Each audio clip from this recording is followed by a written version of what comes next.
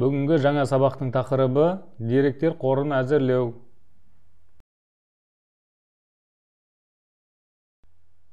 Ең алдымен Access бағдарламасын ашып алайық.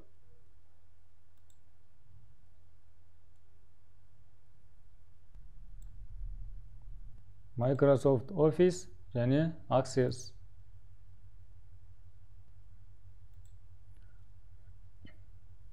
Деректер базасы жолдарындағы жазбаларға деректер енгізгенде олардың типін көрсетуге болады.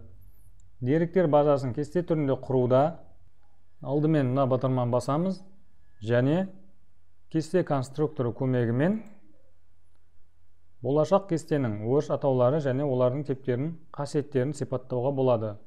Дәл осындай бет ашылады. Бұл жерде ОК батырмасын бассақ жеткілікті. Кесте құру жалпы бірінші суретке қарасақ болады. Конструктор режимінде өрістің типін анықтау үшін өріс типі бағанындағы сәйкес ұяшықты оның оң жақ шетіндегі символды шертіп, ашылған тізімнен қажетті типті таңдау керек. Таңдалған типтің қасиеттері өрістер қасиетінің жалпы бөлімінде анықталады.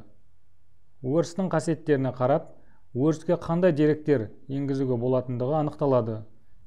Кез келген өрістің қасиеті оның ұзындығы. Осы ұзындыққа байланысты өрісте қанша ақпарат сиятындығы анықталады. Кез келген өріске тән өзіндік қасиет, оның қолтаңбасы, яғни айтқанда подпись. Қолтаңба өрістің тек қалыптарда бейнеленетін арнайы атауы. Әртүрлі өрістерге бірдей қолтаңба берілуі де мүмкін. Өріс атаулары әртүрлі болғандықтан компьютер жұмысына кедергі жасамайды. Өрістің әртүрлі типтеріне сәйкес әртүрлі қасиеттер анықталуы мүмкін. Типтер тізіміндегі әрбір типке қысқаша түсініктеме беріп өтейік. Өріс типі және сипаттамасы. Мәтіндік тип бұл мәтіндік ақпараттарды енгізу үшін қажет. Оның негізгі қасиеті өлшемі. Ол 256 символдан аспайды. Келесі сандық тип. Бұл сандық типтерді енгізу үшін керек. Осы типтегі өрістің өлшемін бірнеше нұсқалардан таңдауға болады. Күні уақыты типі. Күн мен уақытын енгізу үшін қажет. Ақшалай тип. Ақшалай көрсетілген ақпараттарды енгізу үшін қажет. Өріс форматындағы тізімнен қажетті ақша бірліктерін таңдауға, олардың шаблонын беруге болады. Есептегіш тип. Жазбалар кодын анықтау үшін қажет. Олар кәдімгі сандық тип, бірақ оның мәндері автоматты түрде өсіп отырады. Келесі мемо типі.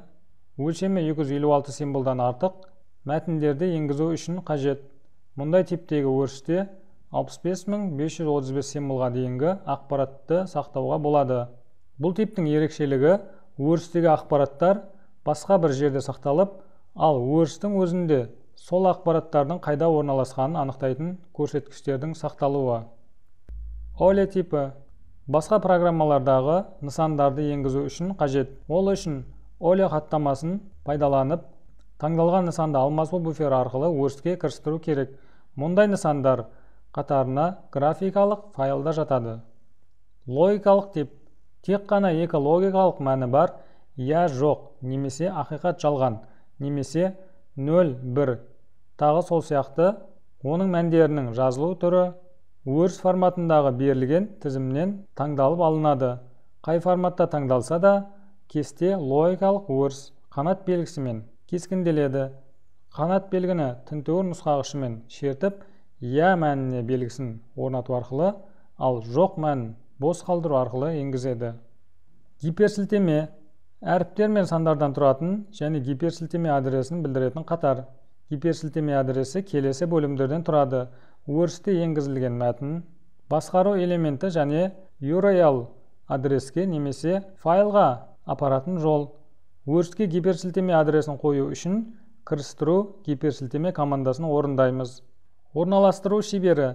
Кестелер арасындағы байланысты орнататын шеберді іске қосу командасы. Бұл команда негізінен өріс типі емес, өрісті сақтау мүмкіндігіне жатады. Оқушылар енді практикалық жұмыс жасаймыз. Деректер базасының кестесін құру. Ең алдымен Access бағдарламасын ашып алғаннан кейін, жаңа деректер база және создать батырмасын басамыз. Одан кейін режим бөлімінен конструктор батырмасын басамыз және ОК батырмасын басамыз. Енді ары қарай жалғастырамыз. Кітаптағы бірінші суретке назар аударамыз. Тегі бұл жерде мәтіндік мәліметтер жазылғаннан кейін осылай текстовой типте тұрады. Келесі аты. Бұл жерде де мәтіндік ақпараттар енгізіледі және типі мәтіндік тип. Келесі әкесінің аты. Бұл жерде де мәтіндік тип. Келесі туған күні. Бұл жерде күнін, айын, туған күнін жазғаннан кейін біз мына жерден күні, уақыты типін таңдаймыз. Келесі қызметі. Бұл жерде мәтіндік тип. Одан кейін пән коды. Бұл жерде типін сандық типке ауыстырамыз. Одан кейін пән аты. Бұл жерде де мәтіндік ақпарат жазғаннан кейін мәтіндік типті қалады. Келесі ең соңғысы телефоны. Бұл жерде де мәтіндік типпен қала берсін. Енді ары қарай өрістің өлшемін берейік. Тегі мысалға 20 символдан аспасын. Одан кейін аты 15-тен аспасын. Әкесінің аты 25-тен аспасын. Туған күні мына жерден өрістің форматы қысқа деген таңдайық. Және қызметі 9 символ болсын. Одан кейін пән коды осы бүтінмен қала берсін. Және пән аты 11, телефоны 11. Енді мына режим батырмасын басамыз. Енді міне ары қарай мәліметті енгіземіз.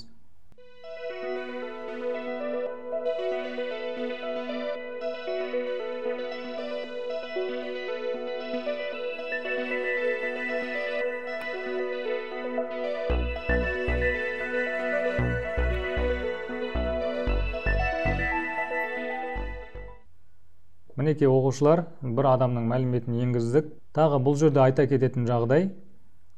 Біз бағана телефонды енгізген кезде 11 символдан аспасын деп белгілеп кеттік.